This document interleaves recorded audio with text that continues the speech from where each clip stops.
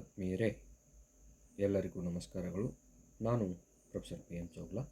ಇವತ್ತಿನ ಎಪಿಸೋಡ್ನಲ್ಲಿ BA first semester SEP ಪಠ್ಯಕ್ರಮಕ್ಕೆ ಸಂಬಂಧಪಟ್ಟಿರುವಂತೆ ಮುಖ್ಯವಾಗಿ ಮೈಕ್ರೋ ಎಕನಾಮಿಕ್ಸ್ DSC 1 ಅಥವಾ ಸೂಕ್ಷ್ಮ ಅರ್ಥಶಾಸ್ತ್ರ DSC 1 ಈ ವಿಷಯಕ್ಕೆ ಸಂಬಂಧಪಟ್ಟಿರುವಂತೆ ಯೂನಿಟ್ ವೈಸ್ ಇಂಪಾರ್ಟೆಂಟ್ ಕ್ವೆಶನ್ಸ್, ಘಟಕವಾರು ಮಹತ್ವದ ಪ್ರಶ್ನೆಗಳನ್ನು ಒಂದಿಷ್ಟು ಚರ್ಚೆ ಮಾಡೋಣ. ಅದಕ್ಕಿಂತ ಪೂರ್ವದಲ್ಲಿ why I am giving the important questions because of these 5 motives. Okay, so let's start hour discussion.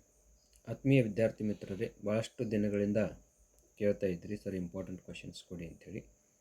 ಒಂದಿಷ್ಟು ಹಳೆಯ ಪ್ರಶ್ನೆ ಪತ್ರಿಕೆಗಳನ್ನು ಓವರ್ವ್ಯೂ ಮಾಡಿ ಅದರ ಜೊತೆಗೆ ಸಿಲೆಬಸ್ನಲ್ಲಿ ನೀಡಿರ್ತಕ್ಕಂಥ ಅನೇಕ ಅಂಶಗಳನ್ನು ಗಣನೆಗೆ ತೆಗೆದುಕೊಂಡು 2 ಅಂಕ, 5 ಅಂಕ, 15 ಅಂಕಗಳ ಪ್ರಶ್ನೆಗಳನ್ನು ನೀಡುವಂಥ ಪ್ರಯತ್ನ ಇದಾಗಿದೆ. ಭಾಳಷ್ಟು ಜನ ವಿದ್ಯಾರ್ಥಿಗಳು ಈ ಪ್ರಶ್ನೆಗಳನ್ನು ಸಾಕಷ್ಟು ಮನವರಿಕೆ ಮಾಡಿಕೊಂಡು ಅದರ ಮೇಲೆ ಅಧ್ಯಯನ ಮಾಡಿ ಸುಮಾರು 98 ಅಂಕಗಳು, 99 ಅಂಕಗಳನ್ನು ಕೂಡ ಗಳಿಸಿದ್ದಾರೆ. ಸರ್ 100ಕ್ಕೆ 100 ಬರೋದಿಲ್ವಾ ಅನ್ನುವಂಥ ಪ್ರಶ್ನೆ ನಿಮ್ಮಲ್ಲಿ ಇರಬಹುದು. ಆತ್ಮೀಯರೇ, 100ಕ್ಕೆ 100 ತೊಗೋಬೇಕು ಅಂತಂತಂದರೆ ಎಲ್ಲಾದರೂ ಅಂದರೆ ಎಲ್ಲಿನೂ ಕೂಡ ಮಿಸ್ಟೇಕ್ಸ್ ಆಗಲೇಬಾರ್ದು. ಯಾಕಂತಂದರೆ ಭಾಳ ಡೀಪಾಗಿ ಇಳಿದು ಅದನ್ನು ಚೆಕ್ ಮಾಡ್ತಾರೆ. ಅಂಥ ಉದಾಹರಣೆಗಳು ವಿಶೇಷವಾಗಿ ನನ್ನ ಗಮನಕ್ಕೆ ಬಂದಿಲ್ಲ. ಸೊ 98 ತೊಗೊಂಡಿದ್ದಾರೆ, 99 ತೊಗೊಂಡಿದ್ದಾರೆ. ಔಟ್ ಆಫ್ 80ಗೆ 78 ಆ್ಯಂಡ್ 79 ತೊಗೊಂಡಿದ್ದಾರೆ. ಅಂಥ ವಿದ್ಯಾರ್ಥಿಗಳು ಸಾಮಾನ್ಯವಾಗಿ ಇಂಟರ್ನಲ್ ಮಾರ್ಕ್ಸ್ ಅವರು ಸ್ಕೋರ್ ಮಾಡಿರ್ತಾರೆ. 20 ಇದ್ದೇ ಇರ್ತದೆ ಆ ಟಾಪ್ ವಿದ್ಯಾರ್ಥಿಗಳು. ಸೊ ಹೀಗಾಗಿ ಇಲ್ಲಿ ಕೂಡ ನೀವು ಸಾಕಷ್ಟು ಅದೃಷ್ಟಶಾಲಿಗಳಾಗಿದ್ದರೆ ನಿಮಗೆ 100ಕ್ಕೆ 100 ಅಂಕಗಳನ್ನು ಕೂಡ ಗಳಿಸಲಿಕ್ಕೆ ಸಾಧ್ಯ ಆಗ್ತದೆ. ಈ ಪ್ರಶ್ನೆಗಳನ್ನು ನೀವು ಒಂದಿಷ್ಟು ಗಮನಕ್ಕೆ ತೆಗೆದುಕೊಂಡು ಆಂತರಿಕ ಒಂದು ಯಾವುದು ಪರೀಕ್ಷೆಗಳಾಗಿರ್ಬೋದು, ಸೆಮ್ ಆ್ಯಂಡ್ ಎಕ್ಸಾಮ್ಸ್ ಆಗಿರ್ಬೋದು, ಅಲ್ಲಿ ಸಾಕಷ್ಟು ಅಂಕಗಳನ್ನು ಗಳಿಸಲಿಕ್ಕೆ ಸಾಧ್ಯ ಇದೆ. ಭಾಳಷ್ಟು ಜನ ವಿದ್ಯಾರ್ಥಿಗಳು ಫಲಿತಾಂಶ ಬಂದ ನಂತರ ತಮ್ಮ ಮಾರ್ಕ್ಸ್ ಕಾರ್ಡ್ಗಳನ್ನು ನನಗೆ ವಾಟ್ಸಪ್ ಮಾಡ್ತಾರೆ. ಬಹಳ ಖುಷಿ ಆಗ್ತದೆ. ಅಂಥವ್ರಿಗೆ ನಿಮ್ಮೆಲ್ಲರ ಪರವಾಗಿ ಹೃತ್ಪೂರ್ವಕವಾಗಿರ್ತಕ್ಕಂಥ ಅಭಿನಂದನೆಗಳನ್ನು ಹೇಳುತ್ತಾ ಇವತ್ತಿನ ಚರ್ಚೆಯನ್ನು ಪ್ರಾರಂಭ ಮಾಡೋಣ. ಆತ್ಮೀಯರೇ, ಘಟಕ ಸಂಖ್ಯೆ 1, 2 marks questions. Give the meaning of micro economics. ಸೂಕ್ಷ್ಮ ಅರ್ಥಶಾಸ್ತ್ರದ ಅರ್ಥ ನೀಡಿರಿ. Number 2 is define micro economics.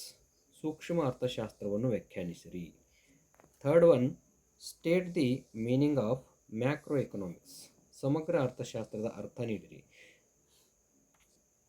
Fourth one, state any 2 basic problems of the economy. ಆರ್ಥಿಕತೆಯ ಯಾವುದಾದರೂ 2 ಮೂಲಭೂತ ಸಮಸ್ಯೆಗಳನ್ನು ತಿಳಿಸಿರಿ. Fifth one, give the meaning of production possibility curve. ಉತ್ಪಾದನಾ ಸಾಧ್ಯತಾ ರೇಖೆಯ ಅರ್ಥ ನೀಡಿರಿ. Sixth one, state the meaning of deductive method. ನಿಗಮನ ವಿಧಾನದ ಅರ್ಥ ನೀಡಿರಿ. Friends, we will move to the next aspect, that is 5 marks questions from unit number 1. Number 1 is explain the scope of microeconomics. ಸೂಕ್ಷ್ಮ ಅರ್ಥಶಾಸ್ತ್ರದ ಅಧ್ಯಯನದ ವ್ಯಾಪ್ತಿಯನ್ನು ವಿವರಿಸಿರಿ. Second one, importance of the study of microeconomics. Or write a note on importance of study of microeconomics. Okay, ಸೂಕ್ಷ್ಮ ಅರ್ಥಶಾಸ್ತ್ರದ ಅಧ್ಯಯನದ ಮಹತ್ವವನ್ನು ವಿವರಿಸಿರಿ. And third one, write a short note on study of microeconomics. Okay, both are aspects are the same, but the asking mode of the question is differ. Okay, ಸೂಕ್ಷ್ಮ ಅರ್ಥಶಾಸ್ತ್ರ ಅಧ್ಯಯನದ ಮಿತಿಗಳನ್ನು ಚರ್ಚಿಸಿರಿ. ಇಲ್ಲಿ ಒಂದು the write a note on limitations ಆಗಬೇಕಾಗಿತ್ತು. Okay, limitations. Okay, ಇದು ಮಹತ್ವ ಇದೆ ಇಲ್ಲಿ, limitations. Okay. Fourth one, examine the basic problems of the economy. ಆರ್ಥಿಕತೆಯ ಮೂಲ ಸಮಸ್ಯೆಗಳನ್ನು ಪರಿಶೀಲಿಸಿರಿ. Fifth one, write a note on methods of the study of economics. ಅರ್ಥಶಾಸ್ತ್ರವನ್ನು ಅಭ್ಯಸಿಸುವ ವಿಧಾನಗಳನ್ನು ಕುರಿತು ಒಂದು ಟಿಪ್ಪಣಿ ಬರೆಯಿರಿ. Unit number 1, 15 marks questions. Question number 1. Discuss on importance and limitations of the study of microeconomics. ಸೂಕ್ಷ್ಮಾರ್ಥಶಾಸ್ತ್ರದ ಅಧ್ಯಯನದ ಮಹತ್ವ ಮತ್ತು ಮಿತಿಗಳನ್ನು ಕುರಿತು ಚರ್ಚಿಸಿರಿ. Second one, write a note on production possibility curve. ಉತ್ಪಾದನಾ ಸಾಧ್ಯತಾ ರೇಖೆಯನ್ನು ಕುರಿತು ಒಂದು ಟಿಪ್ಪಣಿ ಬರೆಯಿರಿ. Unit number 2, 2 marks questions. Question number will be continued. That is 7. Who formed the law of demand? ಬೇಡಿಕೆ ನಿಯಮವನ್ನು ಯಾರು ನೀಡಿದ್ದಾರೆ ಅಥವಾ ರಚಿಸಿದ್ದಾರೆ? 8th one, what is demand? ಬೇಡಿಕೆ ಎಂದರೇನು? 9th one, state any two determinants of demand. ಬೇಡಿಕೆಯನ್ನು ನಿರ್ಧರಿಸುವ ಯಾವುದಾದರೂ ಎರಡು ಅಂಶಗಳನ್ನು ತಿಳಿಸಿರಿ. ಓಕೆ, ತಿಳಿಸಿರಿ. ಶಾರ್ಟ್ ನೋಟ್ ಕ್ವಶನ್ ಇದೆ ಇದು. And question number 10, define law of demand.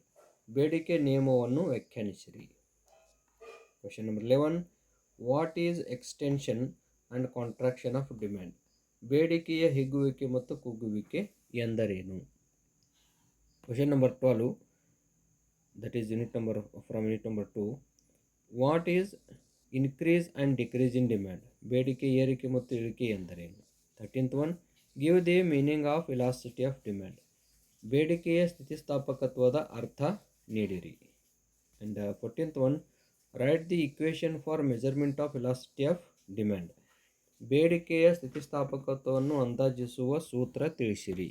15th one, what is demand forecasting. ಬೇಡಿಕೆ ಮುನ್ನಂದಾಜು ಎಂದರೇನು? 16th one, give the meaning of supply.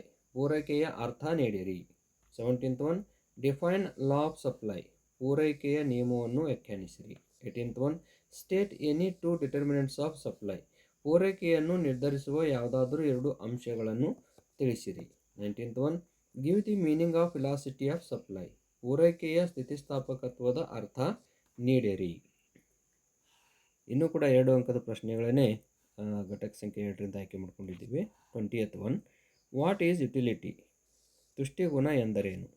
21, give the meaning of law of diminishing marginal utility. ಇಳಿಮುಖ ಸೀಮಾಂತ ತುಷ್ಟಿಗುಣ ನಿಯಮದ ಅರ್ಥ ನೀಡಿರಿ. Question number 22, what is indifference curve. ಔದಾಸೀನ್ಯ ರೇಖೆ ಎಂದರೇನು? 23rd, give the meaning of substitution effect. ಬದಲಿ ಪರಿಣಾಮ ಎಂದರೇನು? ಇಲ್ಲಿಗೆ 2 ಅಂಕದ ಪ್ರಶ್ನೆಗಳು 2ನೇ ಘಟಕದ. Then unit number 2, 5 marks questions. Question number 1, explain the factors determining demand. ಬೇಡಿಕೆಯನ್ನು ನಿರ್ಧರಿಸುವ ಅಂಶಗಳನ್ನು ವಿವರಿಸಿರಿ. Number 2, explain the law of demand. ಬೇಡಿಕೆ ನಿಯಮವನ್ನು ವಿವರಿಸಿರಿ. 3rd one, write a note on extension and contraction of demand. ಬೇಡಿಕೆಯ ಹಿಗ್ಗುವಿಕೆ ಮತ್ತು ಕುಗ್ಗುವಿಕೆಯನ್ನು ಕುರಿತು ಒಂದು ಟಿಪ್ಪಣಿ ಬರೆಯಿರಿ. 4th one, write a note on measurement of elasticity of demand.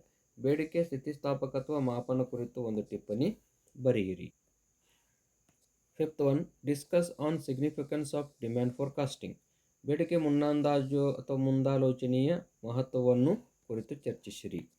6th one, discuss the law of supply. ಪೂರೈಕೆ ನಿಯಮವನ್ನು ಚರ್ಚಿಸಿರಿ. 7th one, write a note on determinants factors of supply. ಪೂರೈಕೆಯನ್ನು ನಿರ್ಧರಿಸುವ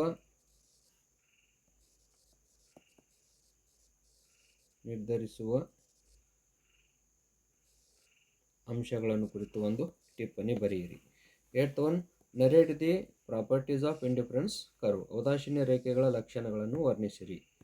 and unit number 2, 15 marks questions. Question number 3, explain about determinants of demand and law of demand. ಬೇಡಿಕೆಯನ್ನು ನಿರ್ಧರಿಸುವ ಅಂಶಗಳನ್ನು ವಿವರಿಸಿ ಮತ್ತು ಬೇಡಿಕೆ ನಿಯಮವನ್ನು ಪ್ರಸ್ತುತಪಡಿಸಿರಿ. 4th one, focus over the price elasticity of demand.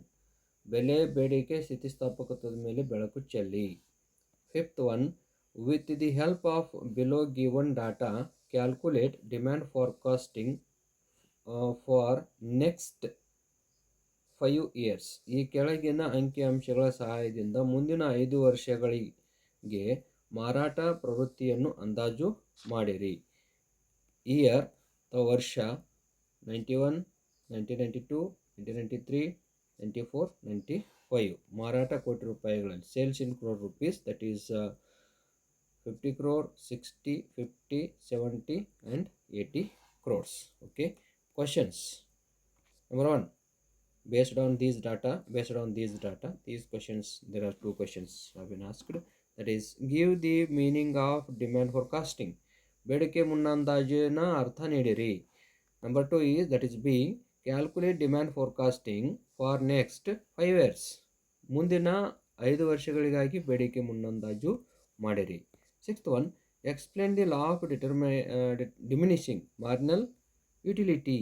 ಇಳಿಮುಖ ಸೀಮಾಂತ ತುಷ್ಟಿಗುಣ ನಿಯಮವನ್ನು ವಿವರಿಸಿರಿ. 7th one, discuss on properties of indifference curves.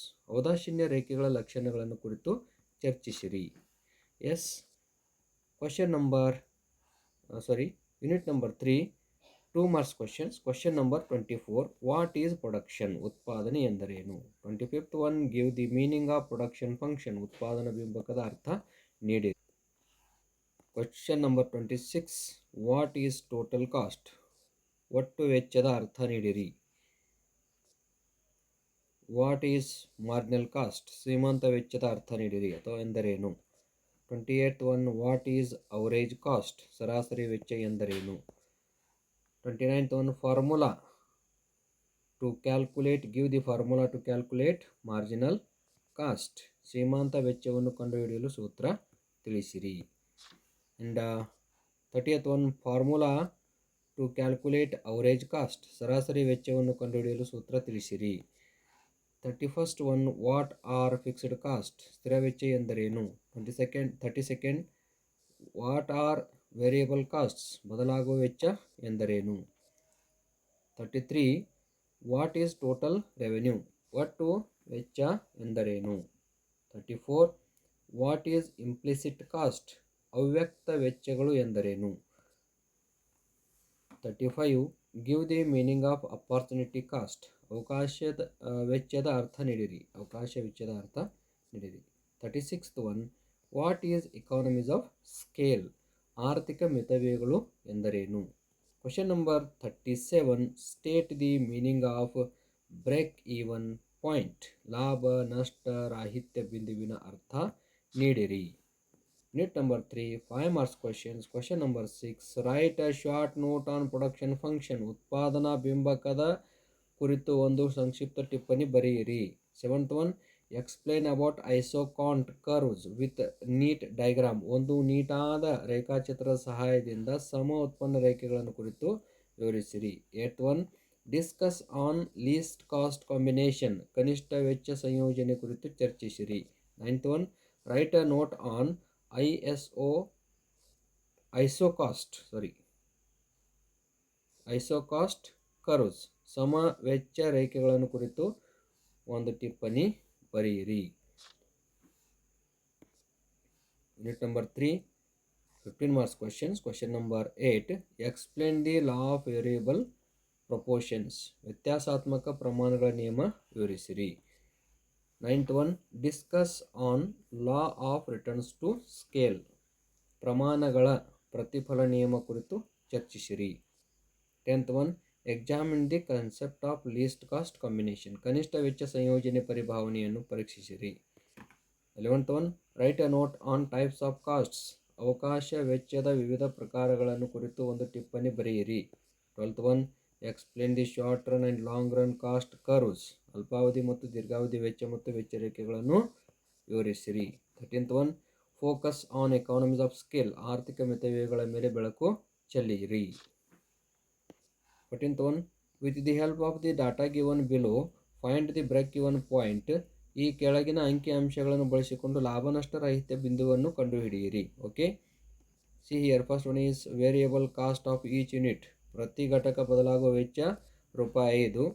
And selling price of each unit. ಪ್ರತಿ ಘಟಕ ಮಾರಾಟ ಬೆಲೆ ₹8. ಆ್ಯಂಡ್ ಫಿಕ್ಸ್ಡ್ ಕಾಸ್ಟ್ ಸ್ಥಿರ ವೆಚ್ಚ ₹12,000. Then unit number 4, 2 marks questions. Question number 38, what is total revenue? ಒಟ್ಟು ಆದಾಯ ಎಂದರೇನು? Question number 39, give the meaning of average revenue. ಸರಾಸರಿ ಆದಾಯದ ಅರ್ಥ ನೀಡಿರಿ. 40th one, what is marginal revenue? ಸೀಮಾಂತ ವೆಚ್ಚ ಎಂದರೇನು? ಇದು ವೆಚ್ಚ ಅಲ್ಲ, ಆದಾಯ ಆಗಬೇಕು. ಸೀಮಾಂತ ಆದಾಯ ಎಂದರೇನು? Question number 41, what is market, ಮಾರುಕಟ್ಟೆ ಎಂದರೇನು? 42 give the meaning of monopoly, ಏಕಸ್ವಾಮ್ಯದ ಅರ್ಥ ನೀಡಿರಿ. Question number 43 give the meaning of monopolistic competition, ಸ್ವಾಮ್ಯಯುತ ಪೈಪೋಟಿಯ ಅರ್ಥ ನೀಡಿರಿ. 44 ವಾಟ್ ಈಸ್ ಒಲಿಗೋಪಲಿ, ಕೆಳಜನ ಸ್ವಾಮ್ಯದ ಅರ್ಥ ನೀಡಿರಿ. 45 ವಾಟ್ ಈಸ್ ಡಿಸ್ಕ್ರಿಮಿನೇಟಿಂಗ್ ಮೊನೊಪಲಿ, ತಾರತಮ್ಯ ಏಕಸ್ವಾಮ್ಯ ಎಂದರೇನು? Unit number 4 5 marks questions. Question number 10 discuss on features of perfect competitive markets, ಪರಿಪೂರ್ಣ ಪೈಪೋಟಿ ಮಾರುಕಟ್ಟೆಯ ಲಕ್ಷಣಗಳನ್ನು ಕುರಿತು ಚರ್ಚಿಸಿರಿ. Question number 11 explain the price and output determination under monopoly competition, ಏಕಸ್ವಾಮ್ಯದಲ್ಲಿ ಬೆಲೆ ಮತ್ತು ಉತ್ಪನ್ನ ನಿರ್ಧಾರವಾಗುವ ಬಗೆಯನ್ನು ವಿವರಿಸಿರಿ. Question number 12 discuss on features of monopolistic competition, ಸ್ವಾಮ್ಯಯುತ ಪೈಪೋಟಿ ಮಾರುಕಟ್ಟೆಯ ಲಕ್ಷಣಗಳನ್ನು ಚರ್ಚಿಸಿರಿ. Question number 13 explain about features of oligopoly competition, ಕೆಳಜನ ಸ್ವಾಮ್ಯದ ಲಕ್ಷಣಗಳನ್ನು ವಿವರಿಸಿರಿ.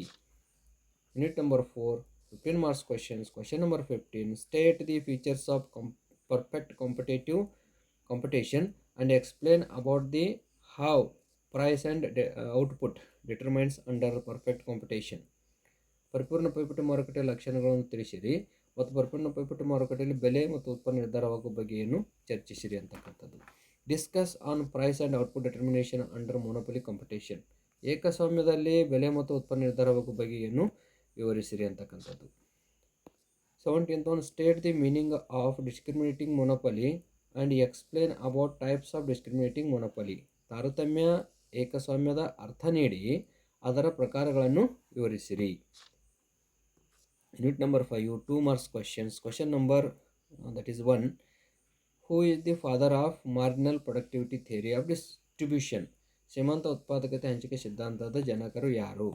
Number 2 is what is rent, ಗೇಣಿ ಎಂದರೇನು? 33 question number 3 who given modern theory of rent, ಆಧುನಿಕ ಗೇಣಿ ಸಿದ್ಧಾಂತವನ್ನು ಯಾರು ನೀಡಿದ್ದಾರೆ?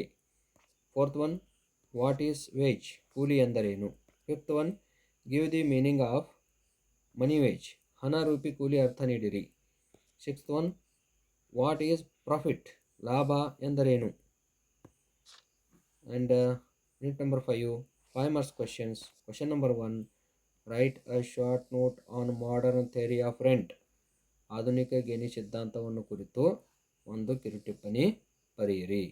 Number 2 is explain about determinant factors of real wage, ನೈಜ ಕೂಲಿಯನ್ನು ನಿರ್ಧರಿಸುವ ಅಂಶಗಳನ್ನು ಕುರಿತು ವಿವರಿಸಿರಿ.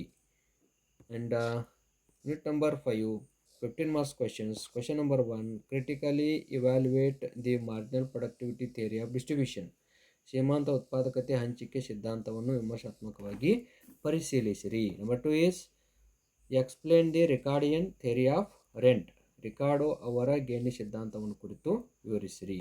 Question number 3 discuss on risk theory of profit, ಗಂಡಾಂತರ ಲಾಭ ಸಿದ್ಧಾಂತವನ್ನು ಕುರಿತು ಚರ್ಚಿಸಿರಿ ಅಂತಕ್ಕಂಥದ್ದು. ಆತ್ಮೀಯರೇ, ಇವಿಷ್ಟು ಏನಪ್ಪ ಅಂತಂತಂದರೆ 2 marks and 5 marks and 15 marks questions.